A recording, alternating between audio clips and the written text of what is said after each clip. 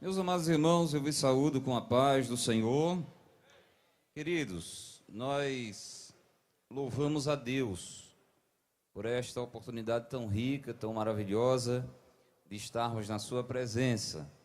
E nós louvamos a Ele porque dele, por Ele e para Ele são todas as coisas. Glória, pois, a Ele eternamente. Amém.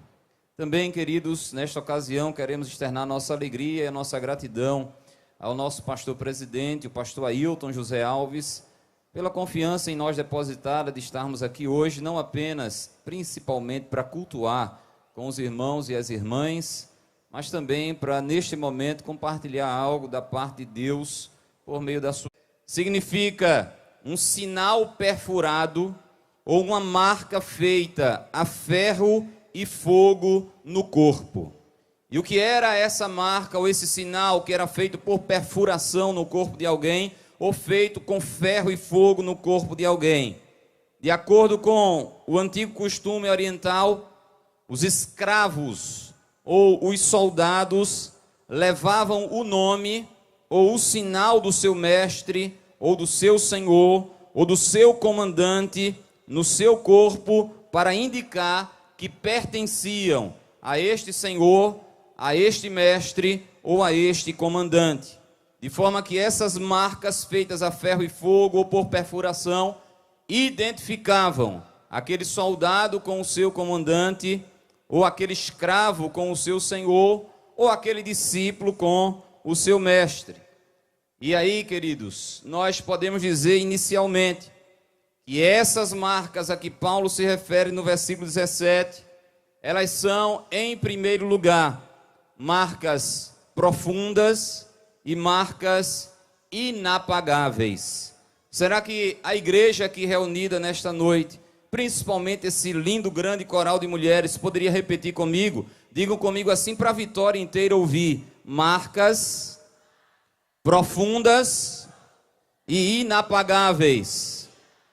Ou seja, aquelas marcas feitas por perfuração ou a ferro e fogo eram absolutamente impossíveis de ser apagadas. E aí o apóstolo Paulo nos diz que ele, Paulo, trazia no seu corpo essas marcas profundas e inapagáveis, que eram as marcas do Senhor Jesus. E é interessante que o apóstolo Paulo dizia isso com propriedade. Por quê? Porque Paulo sofreu terríveis torturas e espancamentos por causa do Evangelho de Cristo. Nós não vamos ler apenas citando. O apóstolo Paulo descreve uma série de sofrimentos e de suplícios sofridos por ele, por amor a Cristo e por amor ao Evangelho de Cristo. E essa lista de sofrimento do apóstolo Paulo está relacionada na segunda carta aos Coríntios, no capítulo 11, a partir do versículo 23, dos versículos 23 ao versículo número 27. Ali está uma série de sofrimentos sofridos por Paulo por conta da sua fé que ele professava em Jesus Cristo. E é interessante que dentre esses sofrimentos, alguns deles literalmente causaram marcas no corpo de Paulo. Isso porque em algumas ocasiões Paulo foi açoitado, em outras ocasiões Paulo foi fustigado com varas, e em outra ocasião nos diz a Bíblia que Paulo foi apedrejado. De forma que essas séries de torturas e espancamentos deixaram marcas profundas e inapagáveis no corpo de Paulo. Para que nós tenhamos uma ideia, o apóstolo Paulo sofreu, disse ele, 5 quarentenas de açoites menos um. Ou seja, o apóstolo Paulo, em 5 ocasiões, recebeu 39 chicotadas nas suas costas. E os chicotes a que Paulo faz menção eram chicotes de couro, e às vezes, no meio das tiras de couro, havia pedaços de ossos ou pedaços de metais. De forma que uma só chicotada era o suficiente para causar marcas inapagáveis nas costas do servo do Senhor. Mas ele não levou apenas uma, ele levou 5 séries de 39 chicotadas. Em outras ocasiões, Paulo disse eu fui 3 vezes fustigado com varas. E o que era ser fustigado com varas? Era ser açoitado com varas. E quem é que desferia esses golpes contra os apenados? Eram os soldados romanos. E diferente do espancamento judaico, que tinha um limite de 40 açoites, fustigar com varas não tinha limites. Ou seja, era até o braço do soldado romano cansar. E Paulo disse que por 3 ocasiões ele levou açoites com varas por parte dos soldados romanos. E ainda em outra ocasião mais específica, lá no capítulo 14 de Atos, a Bíblia diz que Paulo foi apedrejado. E por que é que Paulo foi apedrejado?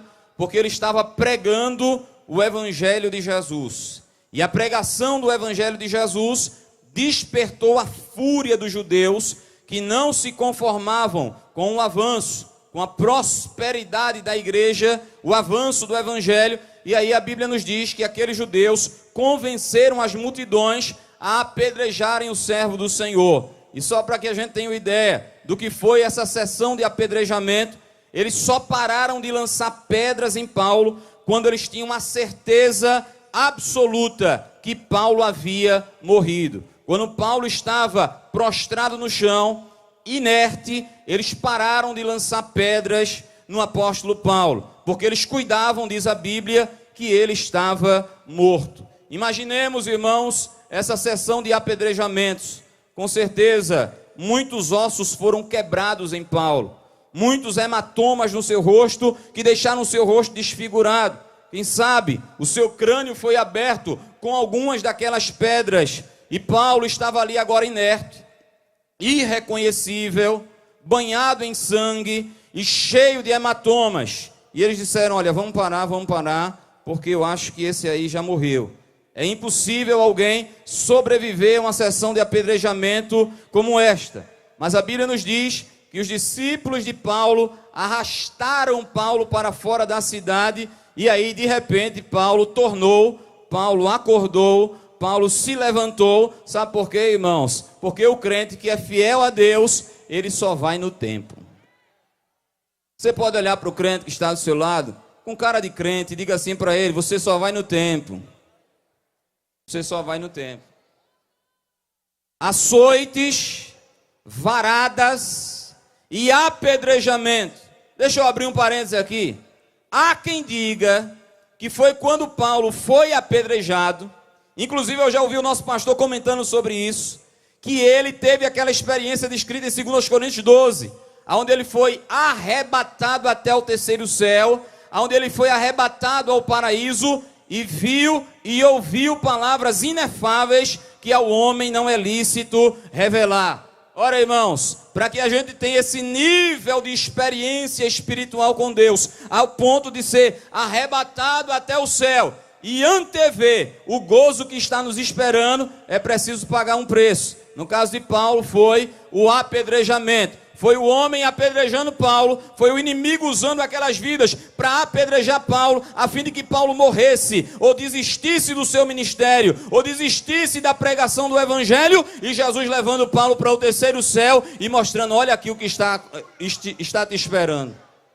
Vale a pena, continua pregando, continua sofrendo as aflições como bom soldado. E aí Paulo torna. Eu acho, irmãos, que a partir dali Paulo viveu em função de reencontrar aquele lugar. Eu creio que a partir dali Paulo viveu em função de ouvir novamente aquelas palavras. Mas Paulo trazia no seu corpo marcas profundas e inapagáveis, geradas por um sofrimento que era causado pela perseguição ao Evangelho de Cristo. Quem está entendendo, diga amém, irmãos. Em segundo lugar, essas marcas a que ele faz referência aqui no versículo 17, identificavam Paulo com o seu Senhor. Ou seja, assim como Cristo sofreu terrivelmente no seu martírio, desde o Getsêmani até a crucificação, o apóstolo Paulo também sofreu. E assim, as marcas do corpo de Paulo o identificavam como seguidor, como imitador e como propriedade do Senhor Jesus Cristo.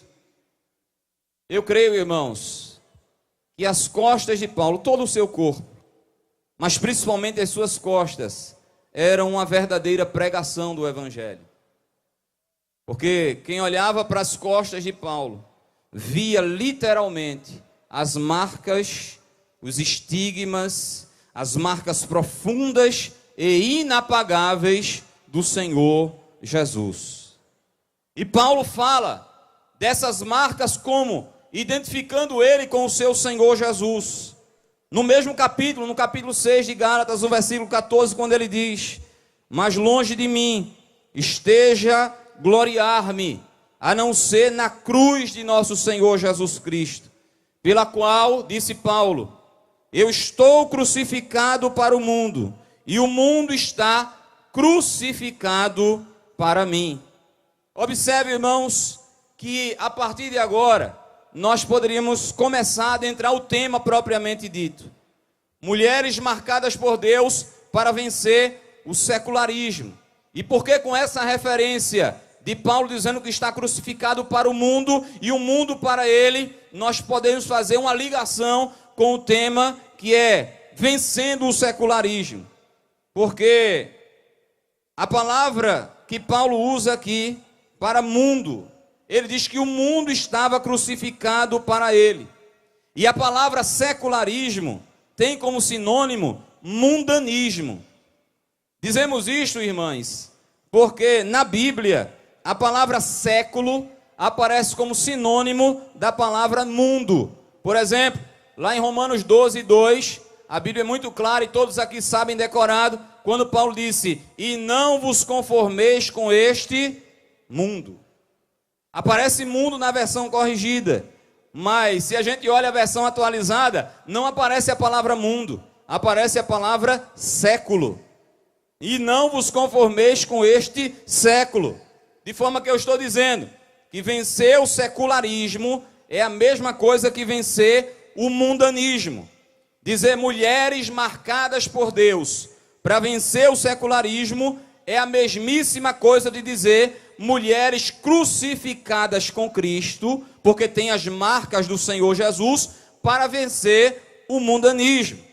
E aí eu peço que vocês não esqueçam que o mundo, enquanto um sistema de ideias, crenças e comportamentos, esse mundo, diz a Bíblia, jaz no maligno, está no maligno. É o que está lá em 1 de João capítulo 5 e o versículo de número 19. Não o mundo habitação, não o mundo planeta Terra, mas esse sistema de ideias, crenças e comportamentos que a gente percebe nesta sociedade sem Cristo e sem o Evangelho. Este mundo, disse o apóstolo João, jaz no maligno, está sepultado em uma dimensão maligna. E é interessante que o apóstolo Paulo disse que o diabo, ele é o Deus deste século. Isso está lá em 2 Coríntios 4 e 4. E o próprio Jesus nos revelou que o maligno é o príncipe deste mundo. Está escrito em João 12, 31. Agora é o juízo deste mundo. Agora será expulso o príncipe deste mundo. Se referindo ao maligno, se referindo ao próprio diabo. Portanto, irmãos, secularismo ou mundanismo é o modo de vida elaborado pelo maligno e que tenta perverter, influenciar o modo de vida elaborado por Deus e que está expresso na sua palavra. Uma coisa é o mundanismo, o secularismo, e outra coisa totalmente diferente é o estilo de vida, é a forma de viver dos cristãos, dos seguidores de Cristo e daqueles que têm as marcas de Cristo. Quem acompanhou, diga amém, irmãos.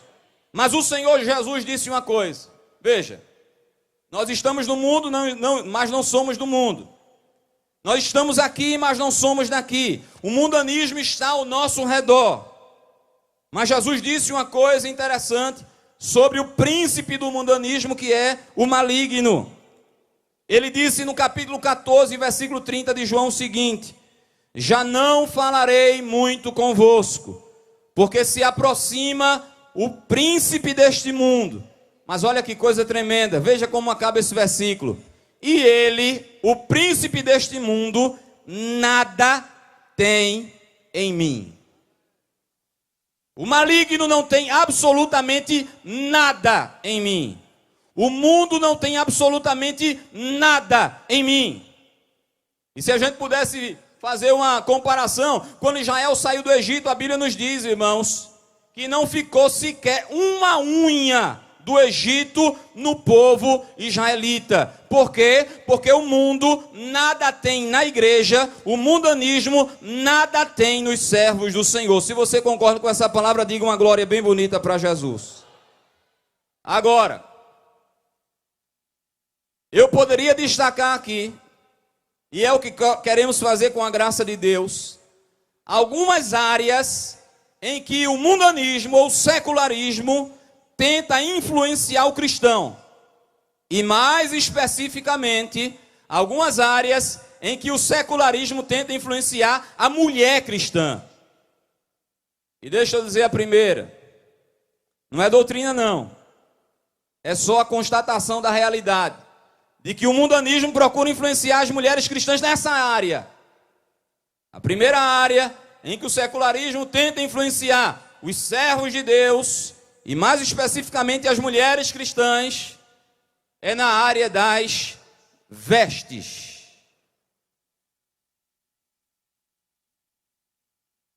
Dá para sair pelo menos um amém? Glória a Deus. O apóstolo Paulo nos deu recomendações.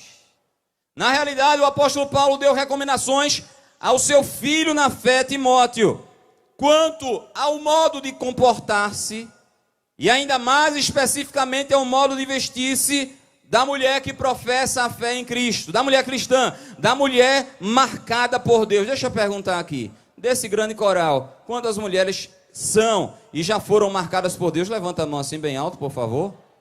Olha, essa recomendação é para você, minha irmã. Veja o que é que Paulo diz. Eu só vou citar nessa versão aqui. A Timóteo diz, olha Timóteo, dê essa recomendação. Por quê? Porque o mundanismo está forçando as portas da igreja e está forçando as portas dos corações de algumas mulheres na igreja, e eu quero que você dê essa recomendação a elas. Qual recomendação, Paulo? Diga assim para elas: da mesma forma, quero que as mulheres se vistam modestamente, com decência, com discrição, não se adornando com tranças ou com ouro, nem pérolas ou roupas caras. É o que está em 1 Timóteo 2:9.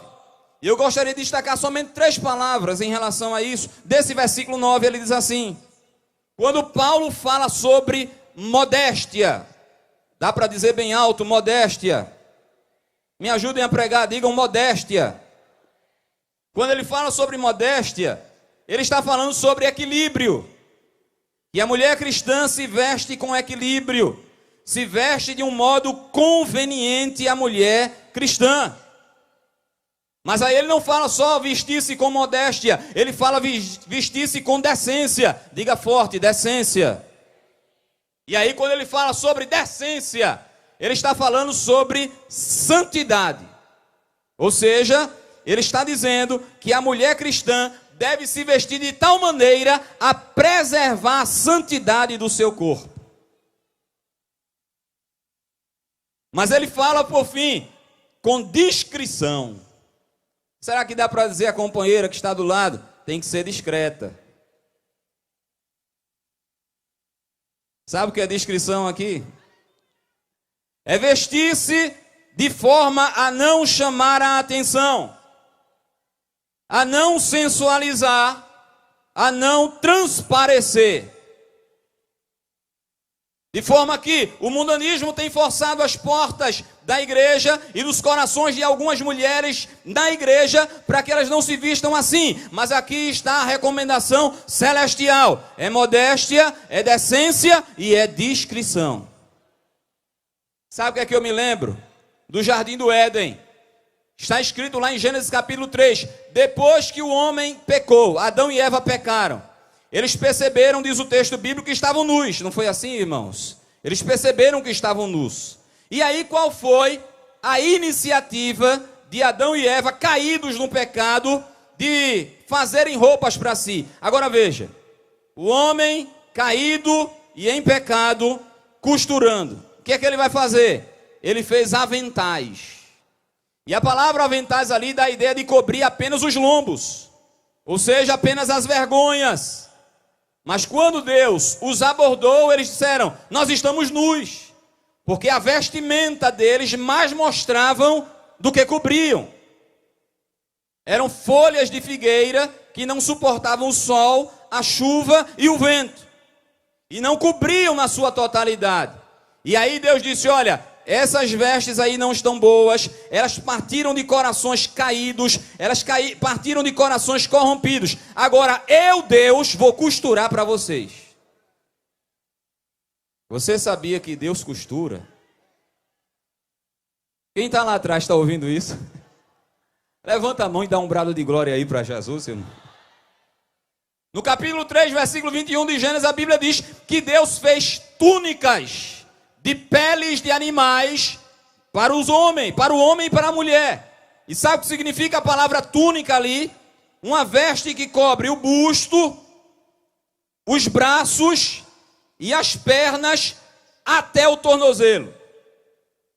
Ou seja, quando Deus costura, a veste é decente, modesta e discreta. E preserva a santidade do corpo da mulher de Deus. E você sabia que no céu existem vestes? Tem um padrão celestial de veste. E Jesus disse: seja feita a tua vontade, assim na terra como é no céu. Ou seja, que o padrão do céu desça para a terra, que o padrão do céu seja o padrão na terra também. As mulheres de Deus não são influenciadas pelo mundanismo, pelo secularismo e pela moda que está ali fora. As mulheres de Deus têm um estilo, e o estilo é o estilo do céu, é o estilo do próprio Deus. Sabe por que eu estou dizendo isso? Porque lá em Apocalipse 6:11, os mártires da grande tribulação, quando sobem ao céu, eles recebem uma veste. Eita! Uma veste feita por Deus. E sabe como era a veste? 6:11, a parte A diz assim: e a cada um foi dada uma comprida veste. Deus, quando fez a túnica, não fez uma mini túnica, não fez uma túnica decotada, e nem fez uma túnica transparente. Ele fez uma túnica que cobrisse de cima até embaixo, porque o nosso corpo é templo e é morada do Espírito Santo de Deus. Você tem coragem de levantar a mão e dar um brado de glória para Jesus por isso? Jesus disse: o príncipe deste mundo nada tem em mim. As mulheres em Vitória de Santo Antão estão dizendo em relação às vestimentas: o príncipe deste mundo nada tem em nós. Nós temos um padrão. Essa é a primeira área em que o secularismo está procurando influenciar as mulheres marcadas por Deus, mas é debalde, porque as mulheres marcadas por Deus seguem o padrão estabelecido por Deus. Dá para dizer amém? Segundo lugar, o secularismo tem procurado influenciar os servos de Deus neste mundo, e mais especificamente as mulheres cristãs, no ambiente familiar. O maligno não quer que as nossas famílias sejam famílias cristãs. Ele quer que as nossas famílias sejam famílias mundanas. E aí, algumas áreas dessa influência na família são as seguintes, são muitas, nós não vamos listar todas, apenas algumas. Em primeiro lugar, o secularismo está querendo entrar no lado dos crentes, no lado das mulheres marcadas por Deus, para desprestigiar a instituição divina do casamento. Sabe o que é que eles dizem?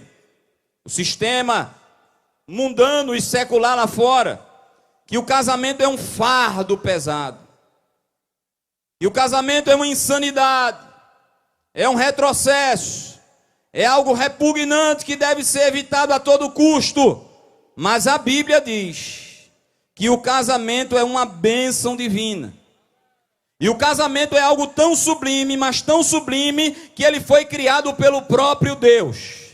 Foi Deus que olhou Adão e disse assim: não é bom que ele esteja só. Eu, Adão, vou resolver o problema da tua solidão. Eu vou criar uma adjutora, eu vou trazê-la diante de ti, eu vou unir ela a você e eu vou testemunhar essa união.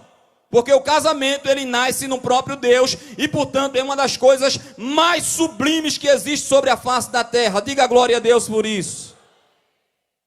É tanto que o relacionamento de Deus com Israel no Antigo Testamento é comparado a um casamento. O relacionamento entre Cristo e a igreja no Novo Testamento é comparado a um casamento. E por isso o escritor aos Hebreus disse em Hebreus 13:4: venerado, honrado, valorizado seja o casamento, o matrimônio, dentre todas as coisas. Aqui está um povo que rema na contramão do mundanismo e do secularismo. Enquanto eles dizem é um fardo, você está dizendo é uma bênção. Enquanto eles dizem tem que ser evitado, você está dizendo tem que ser buscado. Enquanto eles dizem não tem valor, você está dizendo é sublime, é valioso, porque ele vem das mãos do próprio Deus Todo-Poderoso. Então, o mundanismo propõe que o casamento é uma insanidade e um fardo pesado demais. Segundo lugar, o mundanismo diz que é inaceitável a submissão da mulher ao seu esposo. Glória a Deus. Silêncio na terra. Sabe o que aqui o secularismo diz? Em hipótese alguma, a mulher deve sujeitar-se ao seu marido. Mas a Bíblia diz em Efésios 5:22, vós mulheres, sujeitai-vos aos vossos maridos como ao Senhor. Quem ganha? O secularismo ou a Bíblia? Quem ganha? O secularismo ou a Bíblia? Quem ganha? Levanta a Bíblia assim. É a Bíblia quem ganha. É a Bíblia quem tem a palavra final. É a Bíblia que é o modelo, o padrão de comportamento da mulher cristã em todos os seus aspectos. Diga glória a Deus por isso. Agora, claro que essa sujeição ao esposo deve ser combinada com a liderança amorosa do esposo. Porque diz, vós maridos, amai a vossa mulher como Cristo amou a igreja e a si mesmo se entregou por ela. Então, para quem não sabe estar aqui, eu vou dizer, quando a mulher se sujeita voluntariamente e alegremente ao esposo, e o esposo lidera esta mulher com amor sacrificial, essa combinação significa casamento abençoado, casamento feliz, e esse é o casamento que dura enquanto a vida durar. Em terceiro lugar, sabe o que é que eles dizem em relação à influência da mulher cristã no âmbito familiar? Eles dizem, olha, a maternidade é um fardo. Seja mãe não, é um fardo. Mas a Bíblia nos diz exatamente o contrário. A maternidade é causa de alegria e é um sinal da bênção de Deus. Você quer ver uma coisa? Do grande coral, e quem está lá atrás também for mulher e for mãe. Quem aqui é feliz por ser mãe? Levanta a mão assim.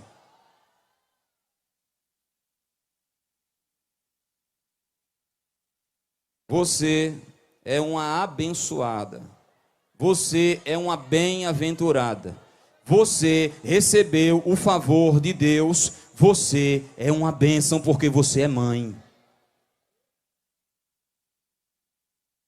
E enquanto eu estava meditando nisso aqui, irmãos, me veio ao coração de dizer a vocês aqui nesta noite, a mulheres aqui neste congresso, neste encontro, que tem a sua madre fechada, e o Senhor Jesus está te dizendo na noite deste dia, assim como fiz com Isabel, farei contigo também. O Senhor que abre madre está presente neste encontro aqui neste lugar. E eu creio, como disse o profeta Eliseu, daqui a um ano, segundo o tempo determinado da vida, você, minha irmã, que tem a madre fechada, você estará aqui neste encontro novamente, se Jesus não voltar, com uma criança, agradecendo, dizendo: o Senhor, Ele é aquele que abre a madre. Adore a Ele, glorifique a Ele. Exalte a Ele nesta noite.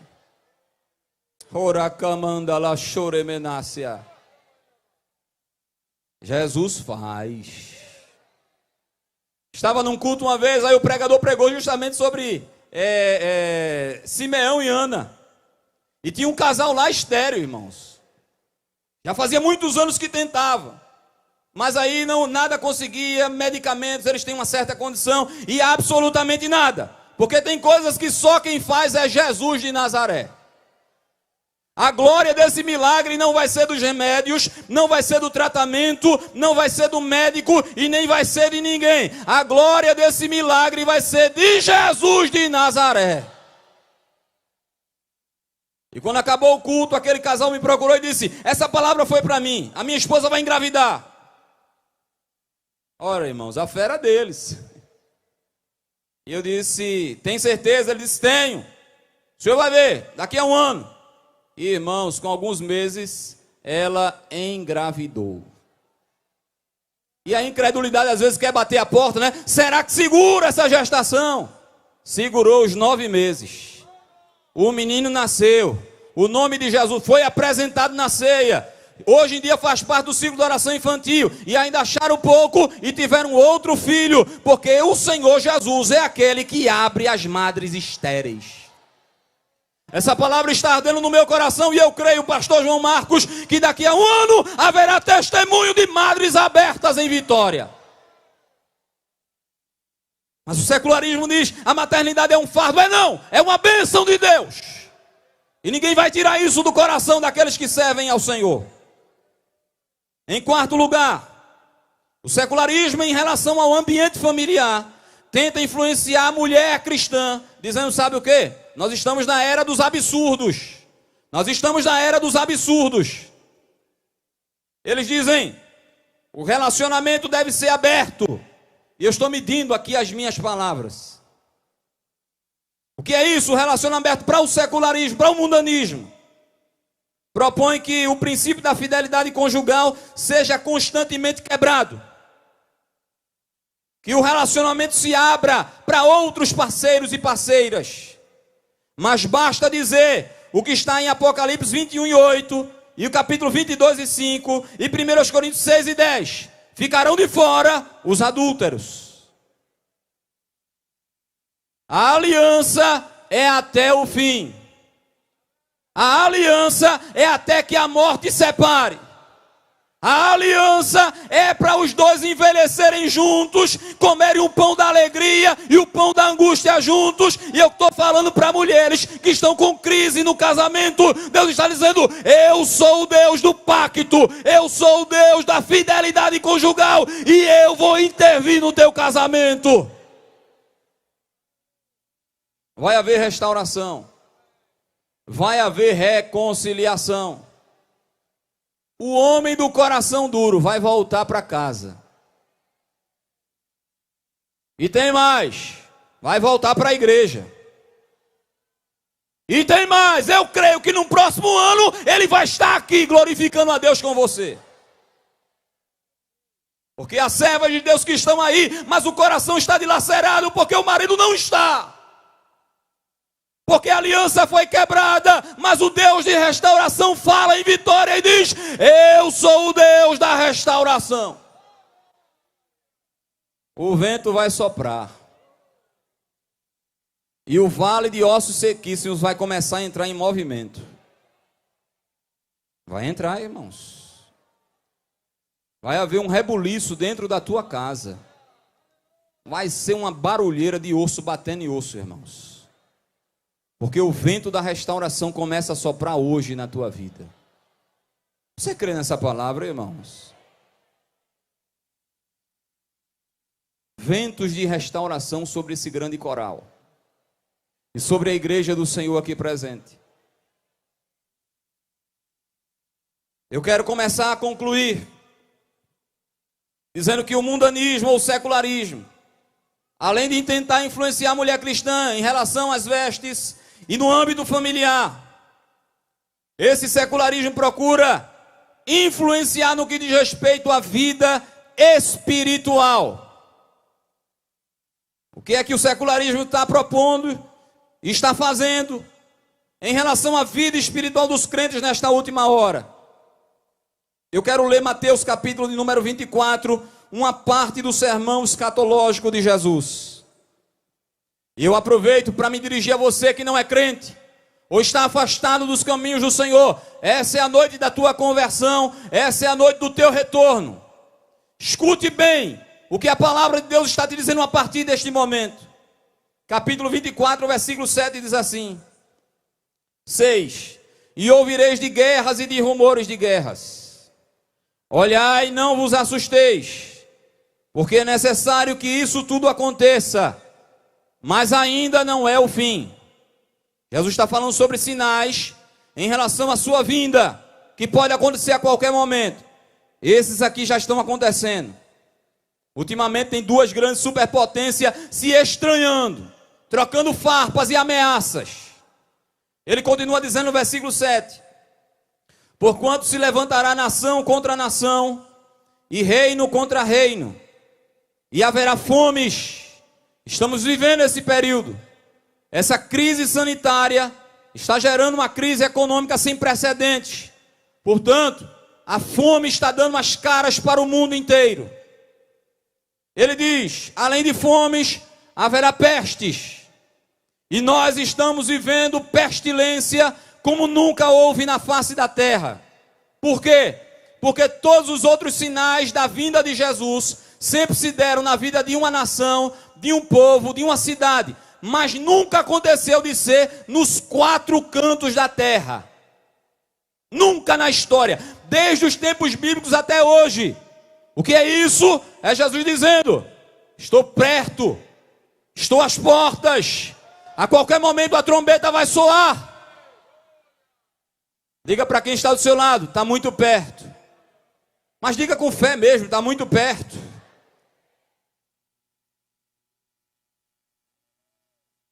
Hadakama choremenas.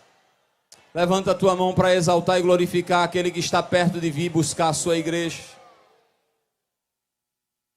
Pestes, Jesus disse. Terremotos em vários lugares. A terra está tremendo, irmãos. Até Pernambuco, que quase nunca tinha registrado terremotos, Pernambuco está tremendo, irmãos. O que é isso? Cada vez que a terra treme, é Deus sacudindo o homem, dizendo: acorda, desperta, eu estou perto de voltar, é tempo de se arrepender, é tempo de voltar, é tempo de aprumar os pés. Você pode levantar a mão e glorificar esse Deus, mas dá um brado de glória bem bonito mesmo para esse Deus.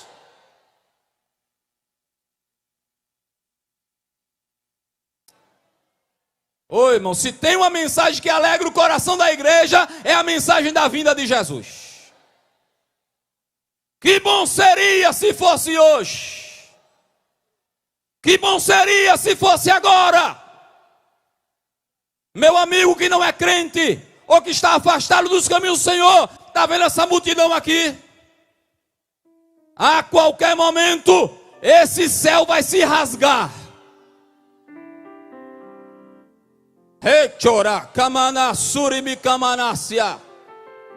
O dono da igreja vai sair do céu e vai parar nos ares. E vai dizer: arcanjo, toca a trombeta. A trombeta vai soar. E meus amigos, de repente essa multidão vai sumir. Só vai ficar as cadeiras. Está perto o dia, está próxima a hora. No que diz respeito à vida espiritual, estamos perto da meia-noite. O noivo está chegando, o noivo está vindo aí.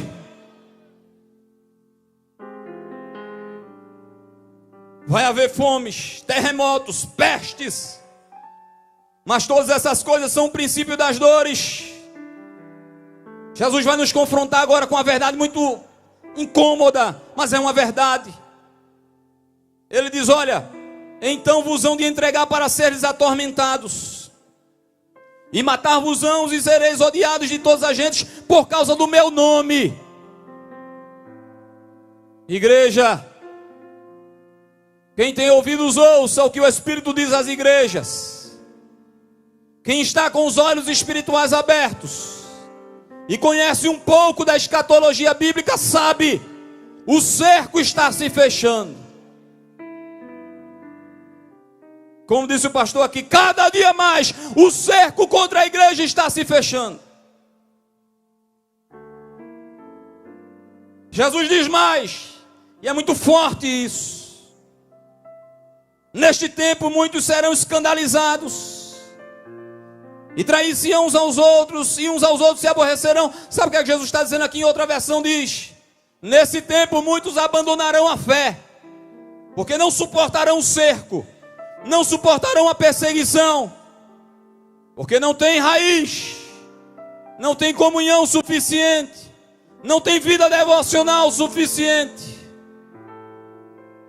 e vão abandonar o Senhor, e vão dizer: não, para ser crente assim eu não quero não. Mas eu creio que eu estou falando nessa noite para crentes raízes. Recebe um aprofundamento da tua raiz nesta noite. Recebe um aprofundamento da tua raiz nesta noite. O vento tempestuoso da perseguição vai soprar, mas os crentes que têm raízes podem até balançar, mas não vai sair do lugar, não vai negar a fé. A orquestra de Nabucodonosor vai tocar, mas os crentes vão ficar de pé, dizendo: eu não nego o meu Senhor. Exalte, exalte, exalte, glorifique o nome dele. Mas no versículo 12, Jesus diz assim, e aqui é que está o mundanismo: e por se multiplicar a iniquidade, o amor de muitos se esfriará. Sabe de uma coisa, queridos? O amor de muitos aqui é o amor de muitos cristãos. Jesus está dizendo: haverá um esfriamento por causa da multiplicação da iniquidade, do mundanismo, do secularismo ao nosso redor. Haverá um esfriamento. Oi, irmãos, vocês estão sentindo nessa última hora uma grande batalha espiritual? Sim ou não, irmãos? É o inferno inteiro, com a sua avalanche de mundanismo, forçando os portões da igreja para esfriar a fé de muitos, para que estes muitos não suportem a perseguição e abandonem a Cristo. A última hora será caracterizada por um esfriamento de muitos. Porém, eu quero encerrar dizendo: pode até ser que muitos esfriem nesta última hora, mas assim como o maligno está investindo na igreja para esfriar a fé dos crentes neste último momento, o Espírito Santo de Deus também vai investir pesado na igreja nesta última hora. É tempo do remanescente fiel receber uma cachoeira do poder do Espírito Santo de Deus. Onde estão aqueles que querem mais de Deus? Onde estão? Você está lá atrás, rompa a multidão. Venha, crie coragem, venha. É a tua noite. É a noite da tua restauração. A igreja está orando, a igreja está intercedendo, a igreja está clamando a Deus. O diabo, ele fica querendo segurar as almas numa hora como esta, mas há poder no sangue de Jesus. Há poder no nome. Está vindo mais um ali, lá atrás, é isso? Está vindo outra vida ali, lá atrás. Onde está mais uma vida para Jesus? Venha, venha. É você mesmo, você está lá atrás. Jesus marcou esse encontro contigo hoje. E você não pode voltar para casa da mesma forma. É a noite da tua restauração. É a noite do teu regresso. É a noite em que Jesus vai reativar as promessas da tua vida. Onde está, em nome de Jesus, mais uma vida para Cristo. Esse aqui eu já falei. Tem mais alguém vindo? Faz o sinal com a mão assim, por favor. O sangue de Jesus tem poder. Venha. Você está chorando porque o Espírito Santo está tocando em você. Você está em lágrimas porque o Espírito Santo não. Está vindo outra vida ali para Jesus. Olha, irmão, já estou ficando rouco, mas dá glória a Jesus aí onde você está. Onde está mais uma vida? Se levante e venha. Rompa a multidão, venha para Jesus, venha. Jesus está te chamando nesta noite. Quem sabe você está num estado deplorável. Você foi longe demais no pecado. Você está dizendo: olha, irmão, eu sou um caso perdido. Eu estou nas drogas, na prostituição, na criminalidade. O sangue de Jesus é maior. O evangelho é mais forte. Jesus te ama. Onde está mais uma vida? Faz o sinal. Faz o sinal assim. Tem mais alguém vindo? Em nome de Jesus Cristo. Venha mais. Venha mais, porque Jesus está aqui para salvar. No céu cabem todos os arrependidos. Tem mais alguém vindo? É isso? Faz o sinal assim aqui no meio. É isso? Está vindo ali mais uma vida para Jesus.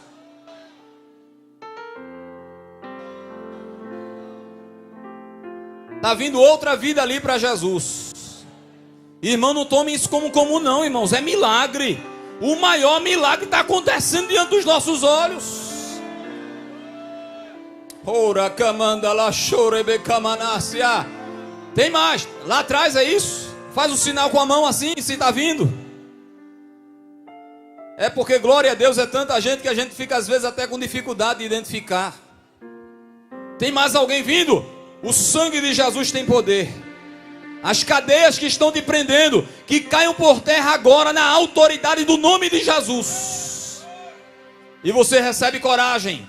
Você recebe graça para se levantar e vir. Se tem mais alguém vindo, faça o sinal, para que a gente possa esperar um pouco mais. Tem mais alguém para Jesus? Jesus te ama. Jesus está de braços abertos. Jesus vai te restaurar. Jesus vai ter. Tem outra vida ali vindo para Jesus. É um jovem. Oh, aleluias. Aleluias. Vocês estão vendo, irmãos, que estão vindo de um por um, mas está vindo. É batalha. Mas Jeová Tsebaó, o Senhor dos Exércitos, está aqui nesse pátio. O Todo-Poderoso está aqui, irmãos. Aquele que se assenta em um alto e sublime trono acima das estrelas, rodeado dos santos serafins que de dia e de noite não cansam de dizer que Ele é santo, que Ele é santo, que Ele é santo, e que toda a terra está cheia da sua glória. Esse pátio está cheio da glória de Deus também, irmãos.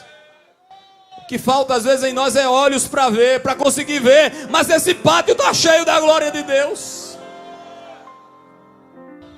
Em nome de Jesus, venha mais alguém. Me permita, quem sabe você foi tão longe, está vindo mais uma vida ali no corredor, no meio. É porque daqui eu não consigo escutar vocês direito. Aí eu fico pensando que vocês estão dando glória abaixo, mas não, né? Está vindo outra vida ali. Mais uma vida está vindo ali para Jesus. Hecho, Kamana Surianda Lamácia. Cadeias e grilhões caiam por terra em nome de Jesus. Está vindo mais uma vida ali para Jesus. Hecho, Sudekama, Setelema, Turamahas. Irmãos, a minha alma se alegra quando eu vejo um pecador se convertendo, irmãos. mais do que por 99 justos que não precisam de arrependimento. Você viu essas vidas se levantando? Crie coragem agora. Cria coragem agora. Te levanta também. Daqui a pouco o culto vai terminar. Mas cria coragem. Vem. Vem. Vem em nome de Jesus.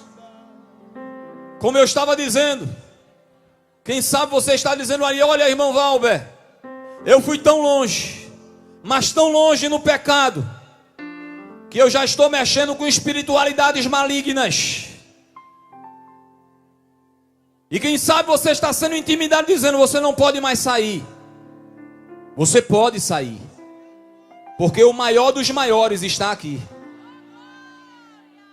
O maioral dos maiorais está aqui. E ele está dizendo: não tenha medo, venha. Está vindo mais uma vida lá atrás.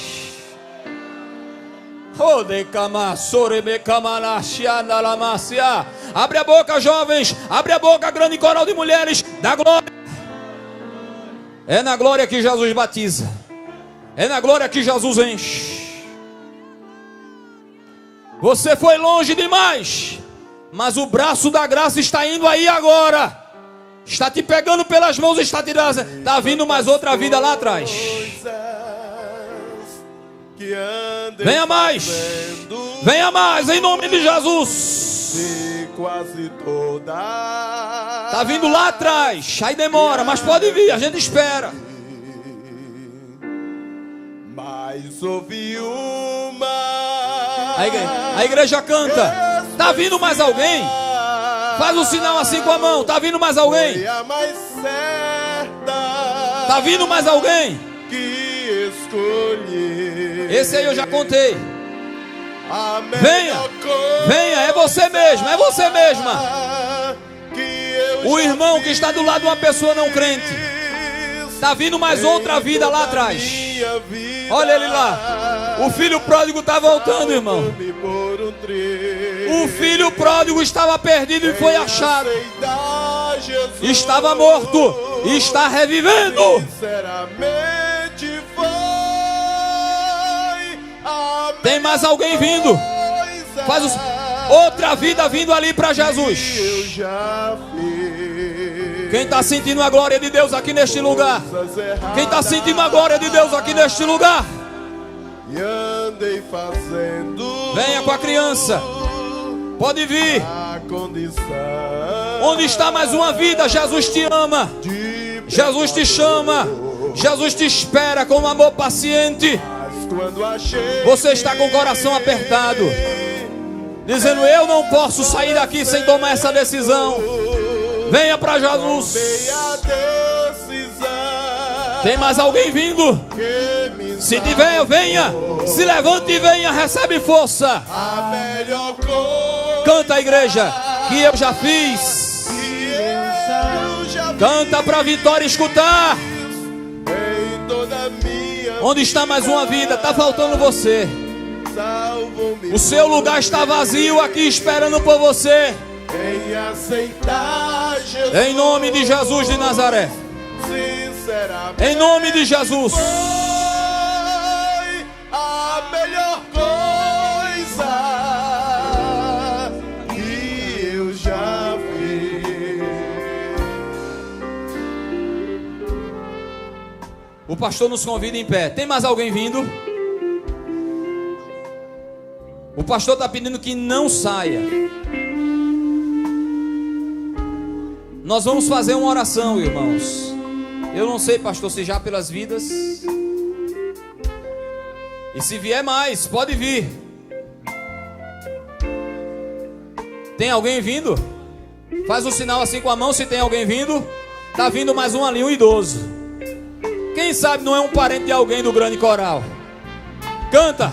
A melhor coisa que eu já fiz. Que eu já fiz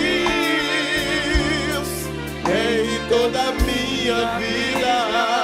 Venha mais. Salvo-me por um Venha mais em nome de Jesus. Em aceitar já veio de Bíblia, já veio pronto para voltar. Sinceramente foi. Diga forte, diga forte. A melhor coisa.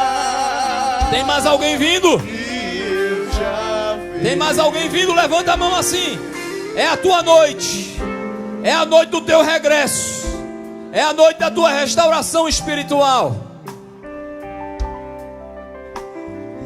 Até agora tem 15 vidas rendidas aos pés de Jesus. Deixa eu fazer uma pergunta aqui. Fica só o teclado por enquanto. Quem aqui está enfermo? Está precisando de um milagre de cura? Por favor, levanta a mão assim para a gente conhecer. Vocês creem que Jesus é o mesmo? O Espírito Santo colocou isso no meu coração. Aquela mulher estava há 12 anos com fluxo de sangue. Dormia com um problema, teclado. Acordava com um problema. E durante 12 anos nada aconteceu. Mas um dia Jesus ia passando. E ela fez um propósito de fé. Se eu tão somente tocar na orla do manto dele, eu vou ficar curada. Tocou na orla do vestido dele. E imediatamente sarou. E o que o Espírito Santo colocou no meu coração foi isso. Nesta noite Jesus vai resolver problemas antigos. Nesta noite Jesus vai sarar enfermidades antigas.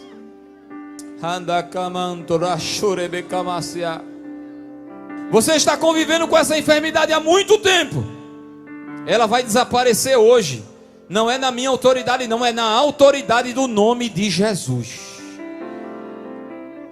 O pastor nos autoriza a fazermos essa oração para Jesus curar.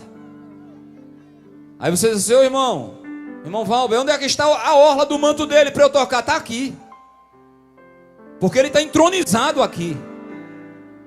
Isaías disse, eu vi o Senhor assentado em um alto sublime trono, e o seu séquito, a orla dos seus vestidos enchia o templo. A orla dos vestidos de Jesus está enchendo esse pátio aqui. É a hora de Jesus curar as enfermidades. Feche seus olhos, você que está enfermo. Se não for indiscreto, coloque a mão em cima do mal. E eu quero orar agora em nome de Jesus. Pai bendito, Deus eterno, Deus de todo o poder. Nós estamos na tua presença nesse encerramento do encontro de mulheres aqui em Vitória, Senhor. A tua palavra acabou de ser ministrada, Pai. E neste exato momento nós estamos orando a ti e te pedindo que tu confirmes a tua palavra que foi ministrada por ti mesmo, Jesus, que disse, estes sinais seguirão os que crerem. Em meu nome curareis os enfermos. Jesus, tu andaste por sobre a terra 3 anos e meio, e tu curaste toda a sorte de enfermidade. Jesus, tu és o mesmo ontem, tu és o mesmo hoje, e tu és o mesmo para todo sempre. O teu poder não mudou e não diminuiu. Está chegando mais vida aqui, vai dando glória. Eu quero te pedir agora, doutor Jesus, que tu comeces a caminhar no meio desse grande coral agora, Jesus, e comece a sarar as enfermidades. Oh, darabasha, darakamasorebekamanácia. Oh, como eu sinto uma unção de cura nesta noite, neste lugar. Está chegando mais vida aqui para Jesus. Jesus está salvando, ele cura. O bombeiro está aceitando a Jesus. Onde quer que esteja o mal, Jesus, no corpo da tua serva, está chegando mais vida. A porta está aberta, irmãos. Jesus, tu estás curando, tu estás salvando, agora começa a curar, Jesus. Problema é no coração, recebe o toque de Jesus agora no teu coração. Problema é no esôfago, recebe o toque no esôfago. O problema é na laringe, recebe o toque de Jesus. O problema é na cabeça, é na vista, é nos ouvidos. O problema é nos ossos. O problema é na pele, é nas articulações, é no sangue, é na coluna, é na medula, é no pâncreas, é no fígado, é nos rins, é no pulmão. O Jesus que te criou, Ele está te dando algo novo, um órgão novo.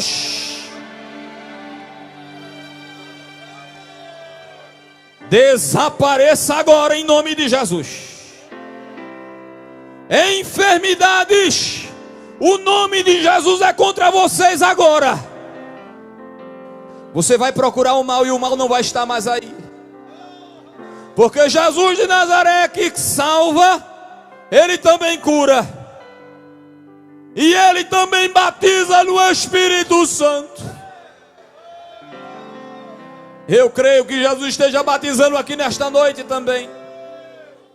Não dá para ver por causa da multidão, mas Jesus está enchendo. Eu te peço que seja assim, Jesus, em teu próprio nome. Em teu próprio nome.